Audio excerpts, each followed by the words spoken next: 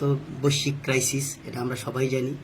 যুদ্ধাবস্থা চলতেছে আমেরিকা এবং ইরানের সাথে যে যুদ্ধ বা যে যুদ্ধাবস্থা, সেই প্রেক্ষিতে আমাদের তেল সংকট, জ্বালানি তেলের সংকট, বিদ্যুৎ সংকট, এটা দৃশ্যমান।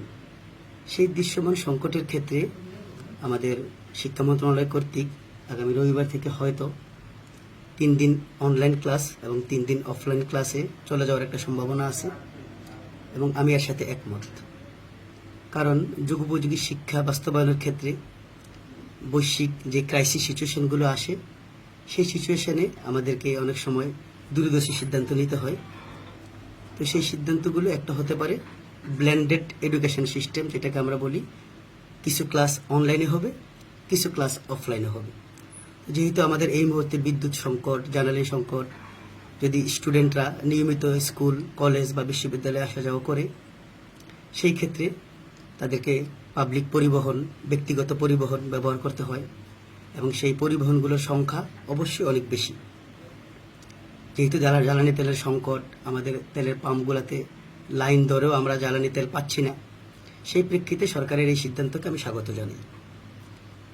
আর অফলাইন ক্লাস যেহেতু সপ্তাহে 2 দিন বা 3 দিন নেওয়ার একটা সম্ভাবনা আছে, সেই ক্ষেত্রে অফলাইন ক্লাসগুলোতে অনলাইন ক্লাসে কি কি ম্যাটেরিয়ালস অথবা অনলাইন ক্লাসগুলোতে কি কি বিষয় আলোচনা করা হবে, শিক্ষকগণ অথবা স্ব শিক্ষা প্রতিষ্ঠান যদি আগে থেকেই আমাদের অনভ্যস্ত শিক্ষার্থীদেরকে জানিয়ে দেয়, সেই ক্ষেত্রে তারা কোন প্রযুক্তি ব্যবহার করে সেই অনলাইন ক্লাসগুলো করবে, সেটা কি মোবাইল ব্যবহার করে করবে, না কম্পিউটার ব্যবহার করে করবে, না অন্য কোনো মিডিয়াম অফ ইনস্ট্রুমেন্ট ব্যবহার করবে, সেগুলো ছাত্রছাত্রীদেরকে আগে থেকে জানিয়ে দিতে হবে।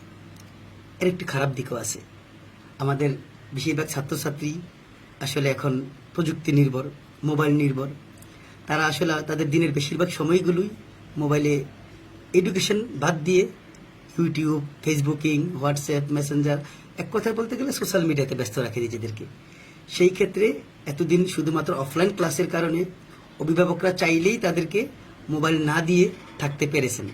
কিন্তু যদি সরকারি সিদ্ধান্ত হয় যে স্টুডেন্টরা অনলাইনে ক্লাস করতে পারবে, সেই ক্ষেত্রে গণহারে যখন সকল ছাত্রছাত্রী মোবাইল ব্যবহার করার সুযোগ পেয়ে যাবে, সেই ক্ষেত্রে তারা কি শুধুমাত্র এডুকেশন শিখবে, না এটার অপব্যবহার করবে, এটা নিয়ে আমি সন্দিহান।